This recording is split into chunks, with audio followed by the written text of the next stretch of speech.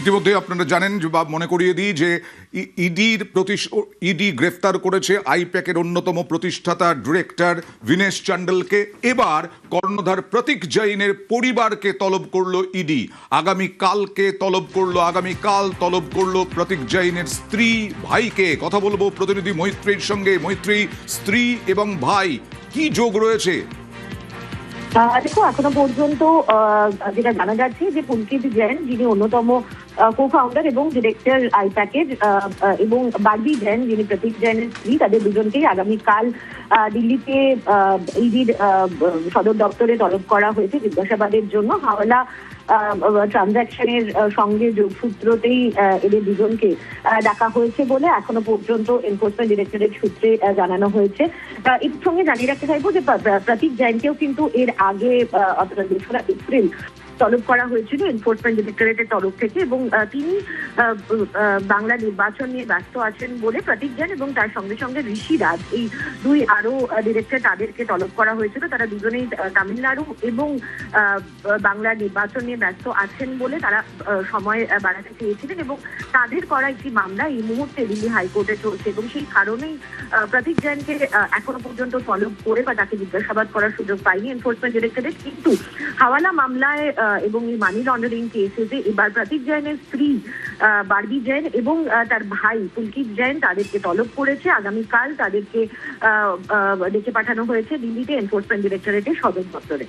দিল্লিতে ডেকে পাঠানো হয়েছে আগামীকাল ইডির সদর দফতরে। প্রতীক জৈন সময় চেয়েছেন। আর ইতিমধ্যেই আইপ্যাকের প্রতিষ্ঠাতা, অন্যতম আইপ্যাকের সহ প্রতিষ্ঠাতা গ্রেফতার। দুর্নীতি মামলায় ধৃত বিনেশ চান্ডেল। বিনেশ আইপ্যাকের সহ প্রতিষ্ঠাতা ও অন্যতম ডিরেক্টর। আর্থিক দুর্নীতির অভিযোগে গ্রেফতার, 10 দিনের ইডি হেফাজত। কথা বলবো প্রতিনিধি মৈত্রীর সঙ্গে। কি অভিযোগ ইডির তরফ থেকে? এখনই কেন এই প্রশ্নটাও বারবার উঠছে? দেখো, নিঃসন্দেহে এই প্রশ্নটা বারবার করে উঠছে যে কেন এখনই আইপ্যাকের অন্যতম অধিকর্তাকে গ্রেপ্তার করা হলো। কিন্তু এনফোর্সমেন্ট ডিরেক্টরেটের তরফ থেকে যেটা জানানো হচ্ছে যে বিনেশ চান্ডেল, তার বিরুদ্ধে দিল্লি পুলিশের তরফ থেকে একটি অভিযোগ রুজু করা হয়েছিল, এবং সেই এফআইআর এর বেসিসেই তদন্ত শুরু করেছিল এনফোর্সমেন্ট ডিরেক্টরেট, এবং সেখানেই একাধিক অভিযোগ রয়েছে।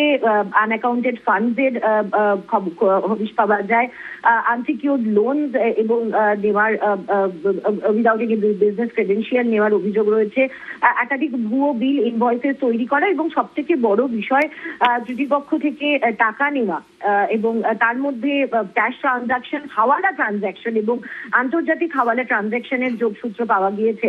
গতকাল বিনেশ চান্ডেলকে জিজ্ঞাসাবাদের জন্য ডেকে পাঠায় এনফোর্সমেন্ট ডিরেক্টরেট, এবং তার থেকে বেশ কিছু নথি এবং গুরুত্বপূর্ণ তথ্য পেয়েই তাকে গ্রেপ্তার করার সিদ্ধান্ত নেওয়া হয়েছে বলে। ইডি কি এর আগে ইনি কোথাকার বাসিন্দা এবং তার বাড়িতেও ইডি হানা দিয়েছিল কিনা? একেবারেই, দেখো, এর আগে এপ্রিলের গোড়াতেই 2রা এপ্রিল এই বিনেশ চান্ডেলের বাড়িতে হানা দিয়েছিল এনফোর্সমেন্ট ডিরেক্টরেট, এবং সেখানে তল্লাশি চালিয়েছিল।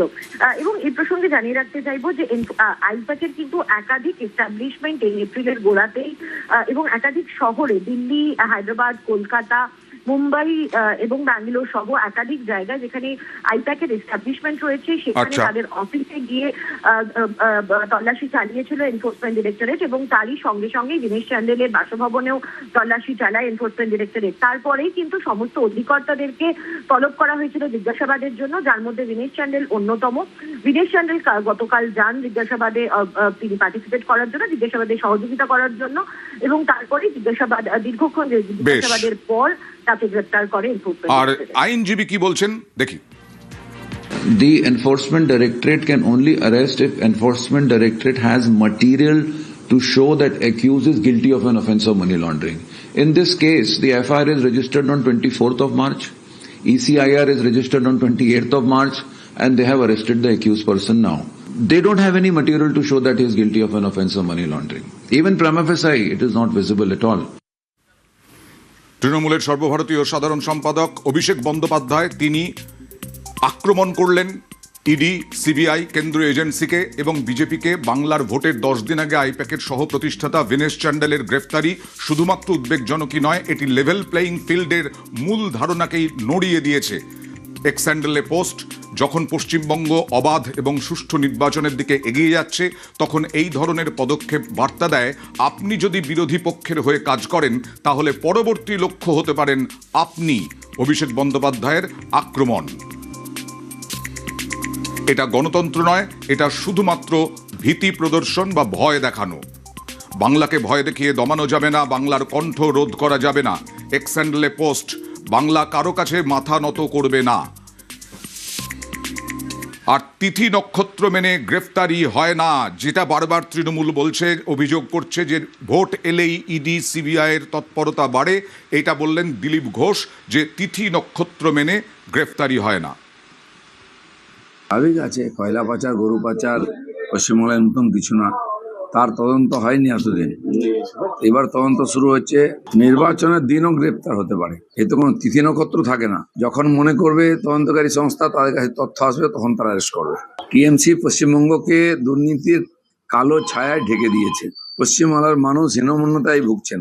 এর মুক্তি শুরু হয়েছে, বিজেপি ক্ষমতা এলে সব পরিষ্কার হয়ে যাবে। দীনেশ চান্ডেলের গ্রেফতারের পরেই আবার তৃণমূলের সেই একই তোপ, ভোটের আগে এজেন্সির ব্যবহার, বললেন ফিরহাদ হাকিম, আর পাল্টা তোপ শ্রমিক ভট্টাচার্য। এইগুলো হচ্ছে ইলেকশন আসলেই এজেন্সিকে যেরকম তাদের শাখা সংগঠনগুলোকে যেরকম এগিয়ে দেয়, এজেন্সিও তাদের এখন শাখা সংগঠন, এসিআইও এখন অবশ্য শাখা সংগঠন হয়ে গেছে। তাই এতে কিছু যায় আসে না। অনেক আঘাত আসবে, অনেক এরকমভাবে লাঞ্ছনা হবে, আমাদের প্রত্যেকের হয়েছে লাঞ্ছনা, কিন্তু তাতে কিচ্ছু যায় আসে না। ভারতের মানুষের জন্য, বাংলার মানুষের জন্য আমরা লড়াই করছি এবং রক্ত দিয়ে প্রাণ দিয়েও লড়াই করব। কে গ্রেপ্তার হচ্ছে না হচ্ছে দেখবার মতো সময় আমাদের কাছে নেই, চিন্তা করার অবকাশ নেই। এসবের কোনো প্রভাব এই মুহূর্তে পশ্চিমবঙ্গের জনগণে নেই। এই চোর পুলিশ খেলা অনেকদিন ধরে চলছে, মানুষ এবার স্থির করে নিয়েছেন চোর তারাই তাড়াবে। সেই জন্য এবারে নির্বাচনটা হয়ে গেছে জনতা ভার্সেস মমতা।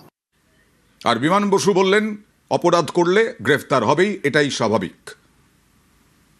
যারা বেআইনি পথে অর্থ আয় করে তাদের এ ব্যাপারে ভয় পাওয়াটাই ভালো। যারা অন্যায় করে, যারা ব্যভিচার করে, যারা বেআইনি পথে অর্থ আয় করে তাদের উপরে শাস্তির খাড়া নেমে আসলে সেটা নিয়ে হইচই করার কোনো বিষয় নেই, এটাই স্বাভাবিক নিয়ম।